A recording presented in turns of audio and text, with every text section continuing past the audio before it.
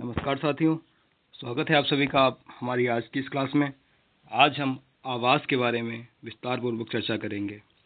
पिछली कक्षा में हमने भोजन, स्वास्थ्य और स्वच्छता के बारे में चर्चा की थी। अगर किसी ने वो क्लास ना देखी हो तो कमेंट में उस क्लास का लिंक है, तो वहाँ से जाकर वो क्लास आप देख लीजिए। तो शुरू करते हैं हमारी आज की क्लास। सबसे पहले बात करते हैं कि आवास के बारे में, कि आवास आखिर होता क्या है। तो एक परिभाषा के माध्यम से समझते हैं कि आवास होता क्या है।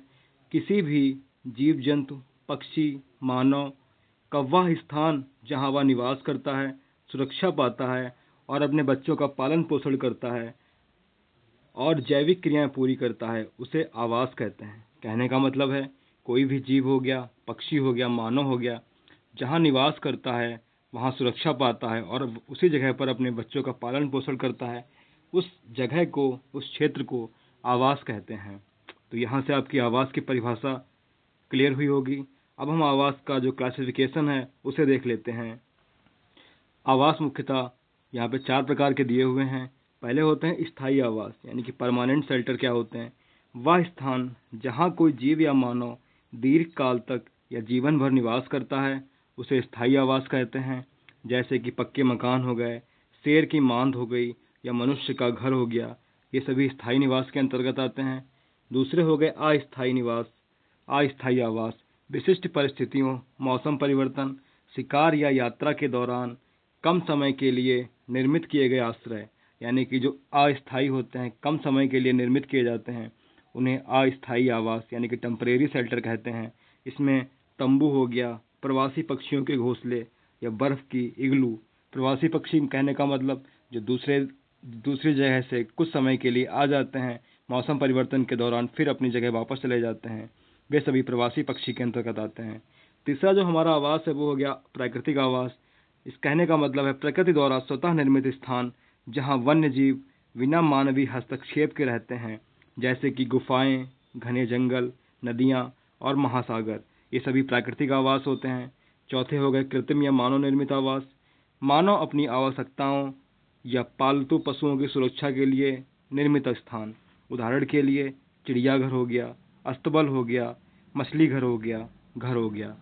ये थे आवास के प्रकार। तो पहला हमने देखा स्थायी आवास, दूसरे थे अस्थायी आवास, तीसरे थे प्राकृतिक आवास और चौथे थे कृत्रिम आवास। अब हम बात करते हैं भारत के विभिन्न भौगोलिक क्षेत्रों में जो मानव आवास हैं वो किन किन प्रकार का है। कहीं पे आप देखेंगे कि लकड़ी के घर हैं, कहीं पत्थर के घर हैं, कहीं मिट्टी के घर हैं, तो कहीं बांसों पर निर्मित घर हैं। यहाँ से परीक्षा में आपके प्रश्न पूछे जाते हैं, तो एक एक करके हम समझते हैं। सबसे पहले बात करते हैं असम के घरों के बारे में। असम जो कि उत्तर पूर्वी भारत में स्थित है, यहाँ के घरों की बनावट किस प्रकार की है। घर जमीन से 10 से 12 फीट यानी कि 3 से 3.5 मीटर ऊंचाई पर बनाए जाते हैं। इन घरों को मजबूत बांस के खंभों पर बनाया जाता है। घर के अंदर की दीवारें और फर्श भी पूरी तरह से लकड़ी व बांस के बने होते हैं। छतें अत्यधिक ढालू होती हैं। तो घर की विशेषता आप याद रखिएगा कि घर 10 से 12 फीट की ऊंचाई पर बनाए जाते हैं और घरों को मजबूत बांस के खंभों पर बनाया जाता है। ऐसा बनाया क्यों जाता है, ये भी परीक्षा में प्रश्न पूछते हैं।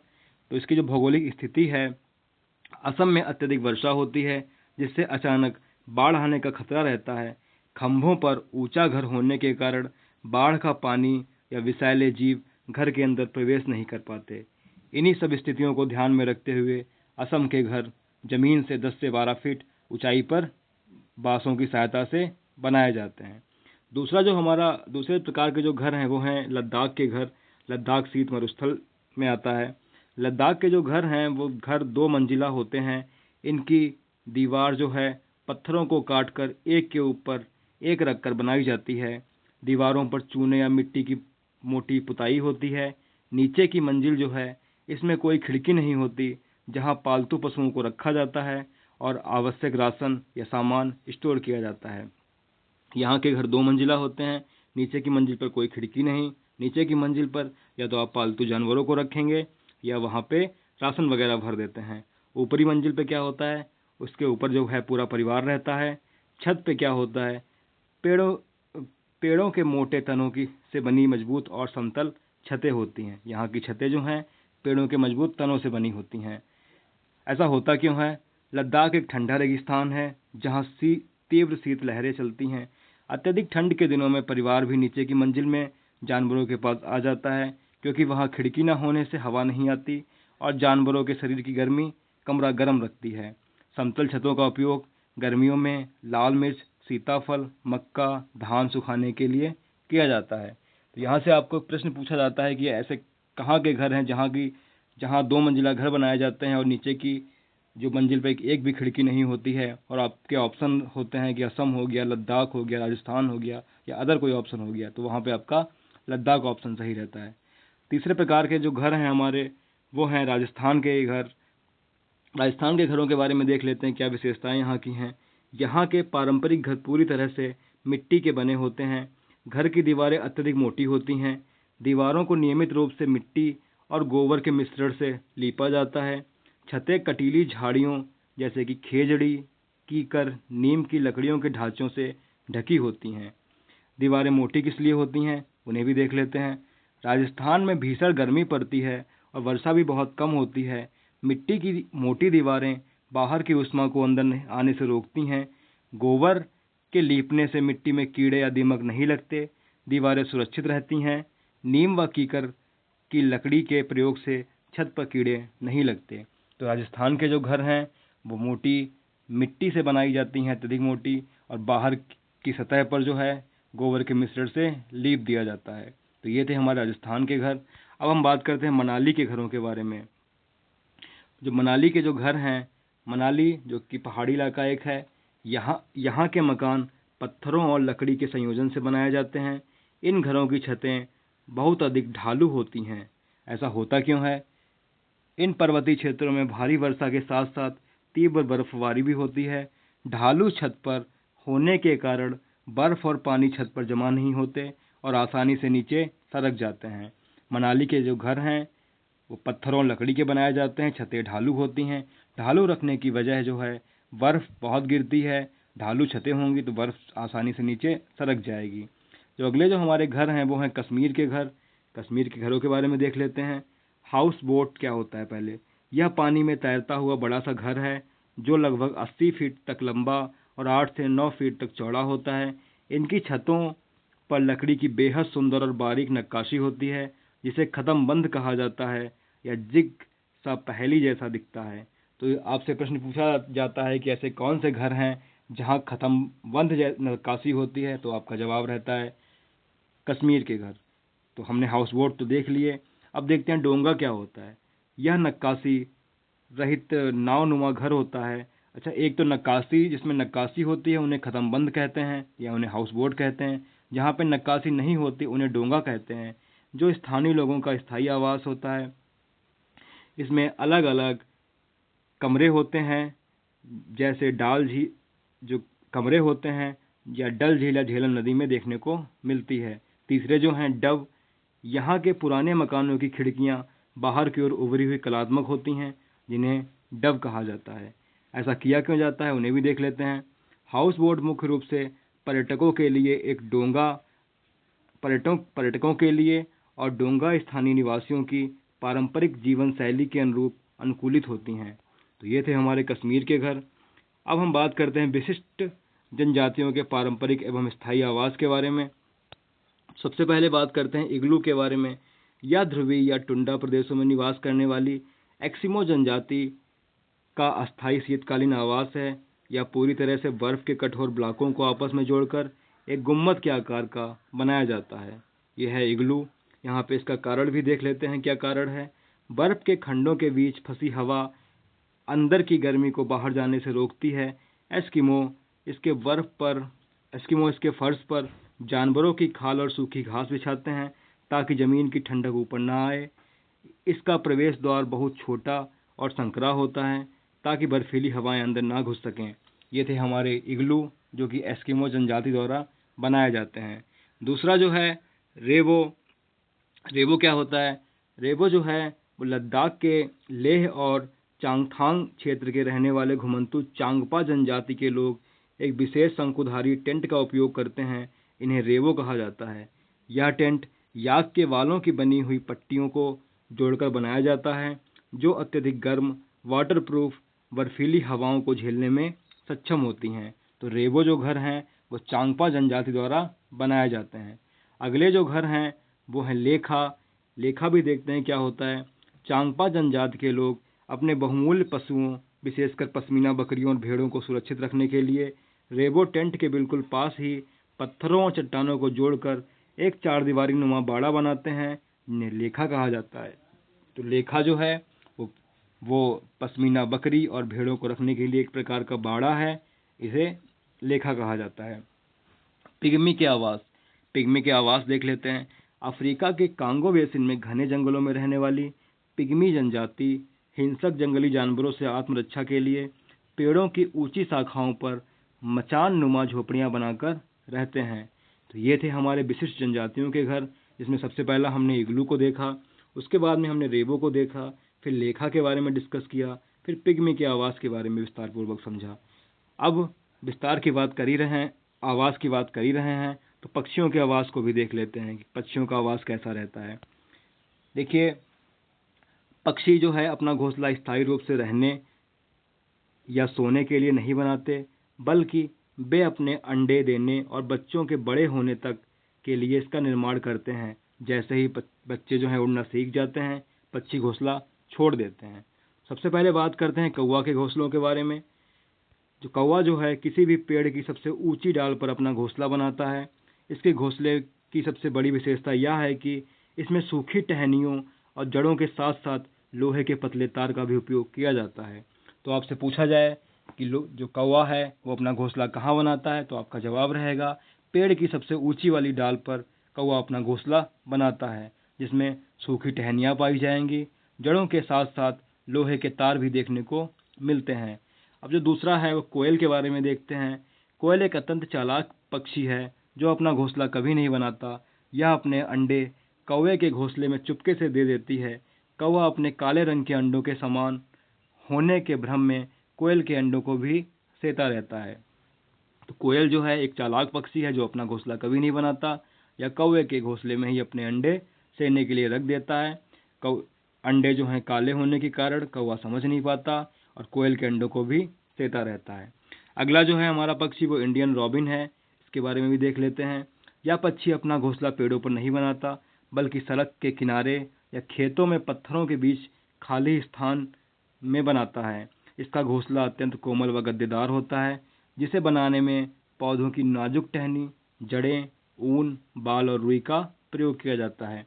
जो इंडियन रॉबिन पक्षी है वो अपना घोंसला पेड़ों पर नहीं बनाता, बल्कि सड़क के किनारे या खेतों में पत्थरों के बीच में खाली दरार में अपना घोंसला बनाता है। अगला जो हमारा पक्षी है वो है डव यानी कि फाख्ता चिड़िया। यह पक्षी मरुस्थलीय पौधों में कैक्टस के कांटों के बीच खेतों के किनारे लगी मेहंदी की घनी झाड़ियों के अंदर अपना घोंसला बनाता है, ताकि कोई शिकारी आसानी से पहुंच ना पाए। तो ये था हमारा डव जो कि कैक्टस के कांटों के बीच अपना घोंसला बनाता है। अब बात करते हैं गौरैया के घोंसले के बारे में। गौरैया जो है यह इंसानी बस्तियों के सबसे करीब रहने वाली चिड़िया है। यह हमारे घरों के अंदर, आसपास, जैसे अलमारी के ऊपर, आईने के पीछे, दीवार के आले या छत के पंखे के ऊपर अपना घोंसला बनाते हैं। गौरैया जो है इंसानी वस्तुओं के सबसे करीब रहने वाली चिड़िया है। अगला जो हमारा पक्षी है वो है कबूतर। कबूतर आमतौर पर पुराने और सुनसान मकानों, खंडहरों, कुओं या रेलवे स्टेशनों और पुराने पुलों के पास में ऊंचे स्थानों पर अपना घोंसला बनाता है। कबूतर जो है या पुराने सुनसान खंडहर, मकान, रेलवे स्टेशन, पुल, इन सब पर अपना घोंसला बनाता है। अगला जो पक्षी है वो है टेलर बर्ड यानी कि दर्जी चिड़िया। इसके बारे में भी देख लेते हैं। यह अपने नाम के अनुरूप कार्य करता है। यह अपनी नुकीली और पैनी चोंच से दो बड़े पत्तों को आपस में सिल देता है और उनके बीच थैली नुमा सुरक्षित जगह में रुई बिछाकर अपने अंडे देती है। तो यह थी हमारी दर्जी चिड़िया जो कि अपने नाम के अनुरूप ही पत्तों को सिलकर उनके बीच में अपना अंडा देती है। अगला जो है वो सनबर्ड है। यह किसी छोटे पेड़, झाड़ी की लटकती हुई डाली पर अपना लटकता हुआ घोंसला बनाता है। इसके घोंसलों में बारीक घास, सूखे पत्ते, रुई, पेड़ की छाल के बारीक टुकड़े, कपड़ों के चिथड़े और यहाँ तक कि मकड़ी के जाले भी स्पष्ट रूप से पाए जाते हैं। तो यह था हमारा शकरखोरा यानी कि सनबर्ड पक्षी था, या इसका जो घोंसला है वो लटकता हुआ घोंसला इसका बनता है। अगला जो पक्षी है वो है बीवर पक्षी यानी कि बीवर बर्ड। इस प्रजाति में घोंसला बनाने का कार्य केवल नर बीवर पक्षी ही करते हैं। सभी नर पक्षी सुंदर बनावट वाले लालटेन की आकृति के घोंसले बनाते हैं। मादा बीवर पक्षी जो होता है उन सभी घोंसलों का घूम घूम कर निरीक्षण करती है। जो घोंसला उसे सबसे मजबूत और सुरक्षित लगता है उसी का चयन वह अंडे देने में करती है। यानी कि बीवर पक्षी जो है उसमें जो नर है वही घोंसला बनाने का कार्य करता है। इनकी जो घोंसलों की आकृति होती है वो लालटेन की तरह लटकते हुए घोंसले बनाता ही है। मादा बीवर पक्षी उन घोंसलों का निरीक्षण करती है। जो घोंसला उसे सबसे अच्छा लगता है उसी का चयन वह अपने अंडे देने के लिए करती है। अगला जो पक्षी है वो है चील पक्षी। चील अपने क्षेत्र के सबसे ऊंचे पेड़ की चोटी पर सबसे बड़ा घोंसला लगभग 4 से 5 फीट चौड़ा तक घोंसला बनाती है। कहने का मतलब अपने क्षेत्र में सबसे ऊंचा जो पेड़ होता है उस पर सबसे बड़ा घोंसला इसी का बनता है। 4 से 5 फीट चौड़ा घोंसला बनता है। महत्वपूर्ण तथ्य यह है कि चील अपने घोंसले का उपयोग कई वर्षों तक लगातार करती रहती है। तो ये था हमारा चील पक्षी। अगला जो पक्षी है वो है गिद्ध। गिद्ध के बारे में देख लेते हैं। यह सामान्यतः चील द्वारा छोड़े गए पुराने घोंसलों में, सुनसान पेड़ों की खोह में, पहाड़ों चट्टानों की दुर्गम दरारों में सीधे अंडे देते हैं। तो यह था गिद्ध। अब बात करते हैं बसंत गौरी के बारे में। यह गर्मियों में पेड़ों पर लगातार टुक टुक की आवाज़ करने वाला पक्षी है। यह पेड़ के किसी मोटे और सूखे तनों में अपनी चोंच से गहरा छेद करके उसमें अपना घोंसला सुरक्षित करती है। तो यह थी हमारी बसंत गौरी। तो हमने देखा पक्षियों के घोंसलों के बारे में बात करी। सबसे पहले बात हम लोगों ने की कौवा के बारे में। कौवा के बारे में देखा कि जो पेड़ की ऊंची डाल होगी वहाँ पे अपना घोंसला बनाएगा। घोंसलों में सूखी टहनियाँ भी देखने को मिलेंगी, लोहे के तार भी देखने को मिलेंगे। दूसरा हमने बात करी कोयल के बारे में। कोयल जो कि अपना घोंसला कभी नहीं बनाता। तीसरा हमने बात करी इंडियन रॉबिन के बारे में, जो अपना घोंसला पेड़ पर तो नहीं बनाता, सड़क के किनारे या खेतों में पत्थर के बीच में अपना घोंसला बनाता है। अगला हमने बात करी फाख्ता के बारे में, या कैक्टस के कांटों के बीच में अपना घोंसला बनाती है। अगला हमने बात करी गौरैया के बारे में। गौरैया जो कि हमारे घरों में, पंखों में, आईने के पीछे इसका घोंसला देखने को मिलता है। फिर हमने बात करी कबूतर के बारे में। कबूतर जो कि खंडहर पड़ी जगहों पर अपना घोंसला बनाता है। इसके बाद हमने बात करी टेलर बर्ड के बारे में। टेलर बर्ड जो कि पत्तों को सील कर अपना घोंसला उन्हीं के बीच में बनाता है। फिर हमने बात करी सनबर्ड के बारे में।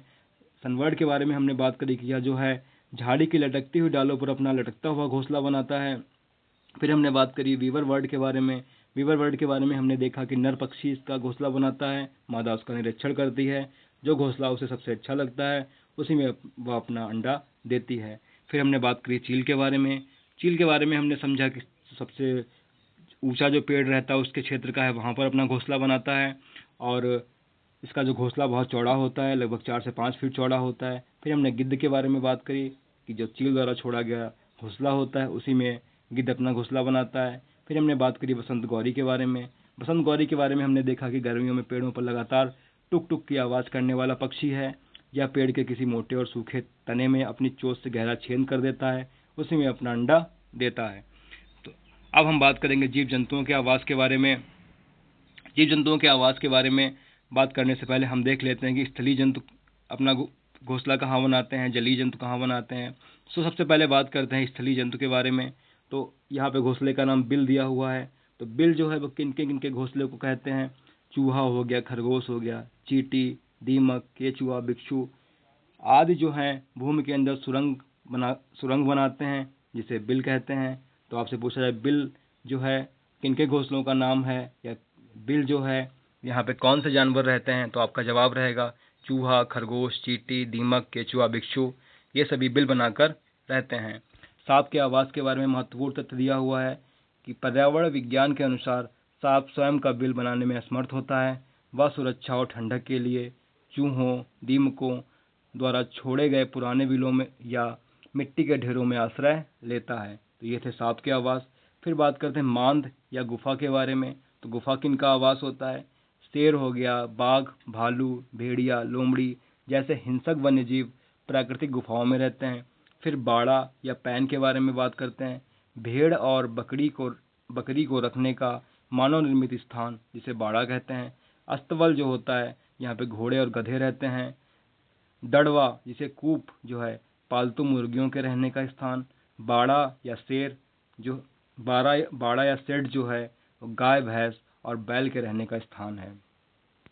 तो ये थे हमारे स्थलीय जंतुओं के आवास। अब हम बात करते हैं जलीय जंतुओं के, यानी कि जो जल में रहते हैं उनके आवास के बारे में। जलीय जंतु जल में रहने वाले जो हैं, नदी, तालाब, झील और समुद्र में रहने वाले जीव, विभिन्न प्रकार की मछलियाँ, केकड़ा, झींगा, व्हेल, ऑक्टोपस, समुद्री कछुआ या स्टारफिश, ये सभी जलीय जंतु हैं जो कि जल में रहते हैं। उभयचर जंतु जो जल और थल दोनों जगहों पर रहते हैं। वे जीव जो जल और थल दोनों जगहों पर रहते हैं उन्हें उभयचर जंतु कहते हैं। इनमें मेढक, कछुआ, मगरमच्छ, टोड और सैलामेंडर आते हैं। अगले जो हैं वायवीय या वृक्षीय जंतु, पेड़ों और हवा में रहने वाले, जो अपना अधिकांश समय वृक्षों की शाखाओं पर या हवा में बिताते हैं, उन्हें वायवीय या वृक्षीय जंतु कहते हैं। जैसे कि बंदर हो गया, लंगूर हो गया, गिलहरी, चमगादड़, पक्षी, वृक्षीय मेढक और गिरगिट, ये सभी वृक्षीय जंतु के अंतर्गत आते हैं। अगले जो हैं सामाजिक कीट के बारे में भी पढ़ लेते हैं। यहाँ से भी प्रश्न आपके पूछ लिए जाते हैं कि सामाजिक कीट कौन से होते हैं।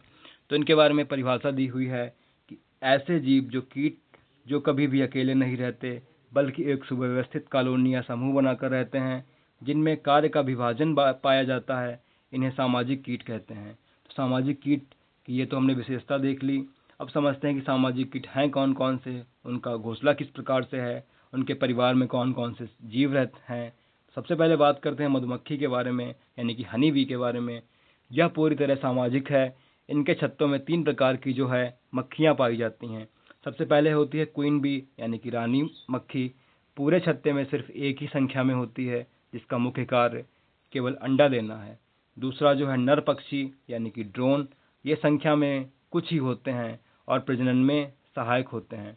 तीसरे जो होती है वर्कर बी, यानी कि श्रमिक या कामगार मक्खियाँ। ये सबसे महत्वपूर्ण होते हैं।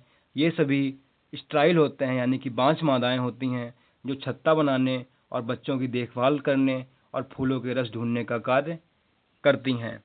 तो मधुमक्खी के परिवार में 3 सदस्य हैं। नर मक्खी जो कि प्रजनन करने का कार्य करता है, रानी मक्खी जो कि अंडा देने का कार्य करती है, और वर्कर भी जो हैं वो स्टाइल मादाएँ होती हैं, जो छत्ते बनाने, बच्चों की देखभाल करने और फूलों का रस ढूंढने का कठिन कार्य करती हैं। तो ये था हमारा मधुमक्खी के बारे में। अब हम थोड़ा सा यहाँ पे और देख लेते हैं। जब किसी श्रमिक मक्खी को फूलों का रस का पता चलता है, वह अपने छत्ते के पास आकर एक विशेष प्रकार का नृत्य, जिसे बी डांस कहते हैं, करती है, जिससे अन्य सभी मक्खियों को रस की सही दिशा और दूरी पता चल जाती है। तो ये मक्खियों को बुलाने का तरीका है। वह एक डांस के जरिए अपनी सभी मक्खियों को बुला लेती है। दूसरा जो हमारा सामाजिक कीट है वो है चींटी। चींटी के बारे में भी देख लेते हैं। चींटी भी पूरी तरह अनुशासित समूह में रहती है। इसमें भी रानी चींटी अंडे देती है। सिपाही चींटियाँ जो होती हैं बिल की सुरक्षा और ध्यान कर रखती हैं, और मजदूर जो चींटियाँ होती हैं बाहर से भोजन ढूंढकर बिल तक लाती हैं। एक कतार में रहने का कारण क्या है चींटियों का? आपने देखा होगा चींटी हैं एक कतार में ही चलती रहती हैं। तो इनका कारण क्या है? चींटियाँ चलते समय जमीन पर एक विशेष प्रकार का रसायन छोड़ती हैं, जिसे फेरोमोन्स कहते हैं। पीछे आने वाली चींटियाँ अपनी जो एंटीनी होती हैं, यानी कि जो स्पर्शक होते हैं, उनकी मदद से उस गंध को सूंघकर आगे जो चींटियाँ होती हैं उनके पीछे पीछे चलती रहती हैं, और उनकी कतार सीधी बनी रहती है। तो चींटियाँ चलते समय एक फेरोमोन स्रावित करती हैं।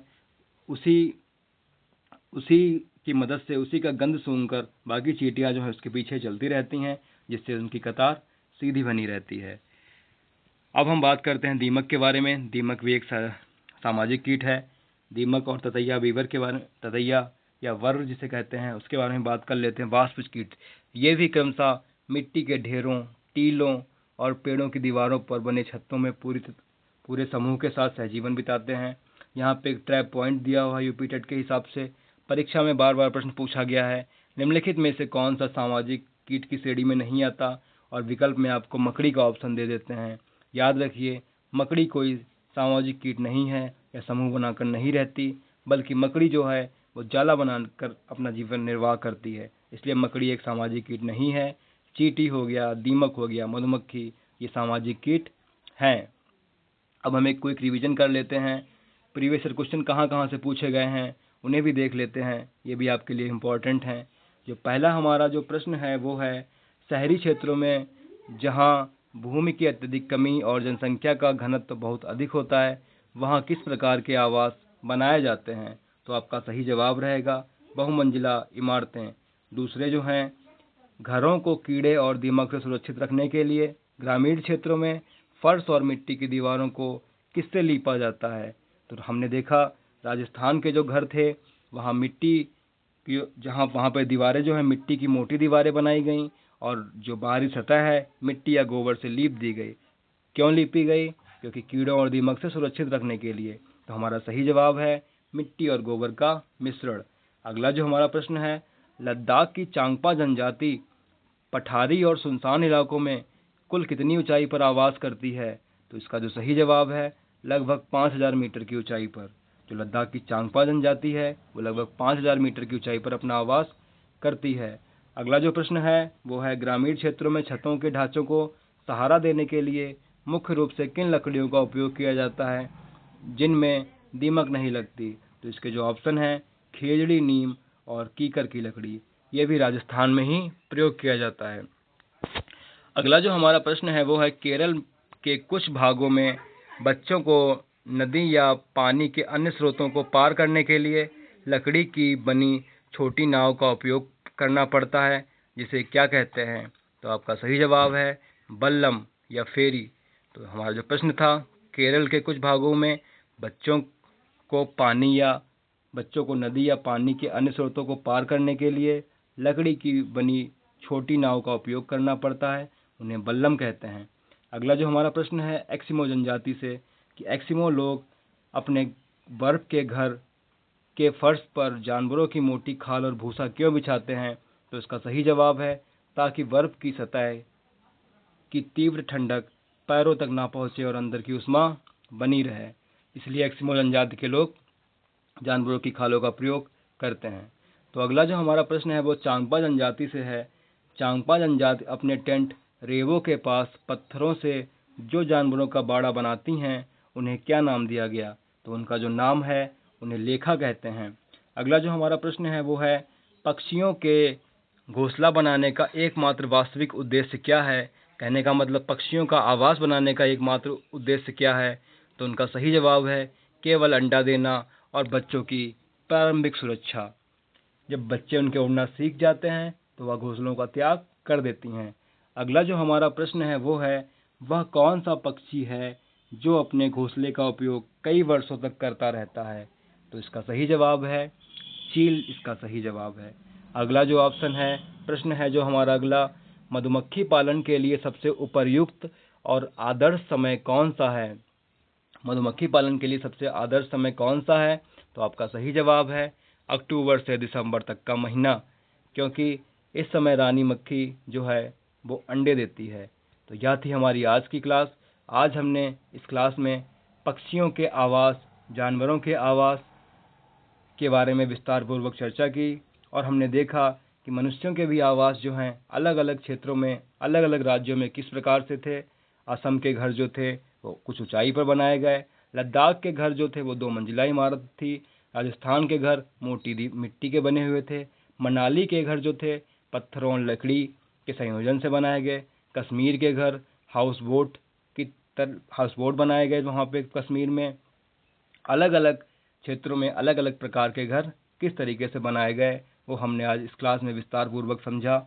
इन घरों को बनाने का उद्देश्य क्या है उसका कारण भी हमने समझा। आपको यह क्लास कैसी लगी कमेंट में बताइएगा। पीडीएफ के लिए टेलीग्राम का लिंक कमेंट में पिन कर दिया जाएगा। क्लास को ध्यानपूर्वक देखिएगा। मिलते हैं अगली क्लास में, तब तक के लिए धन्यवाद। वीडियो को लाइक कीजिएगा, चैनल को सब्सक्राइब कीजिएगा और अपने दोस्तों के साथ शेयर कीजिएगा।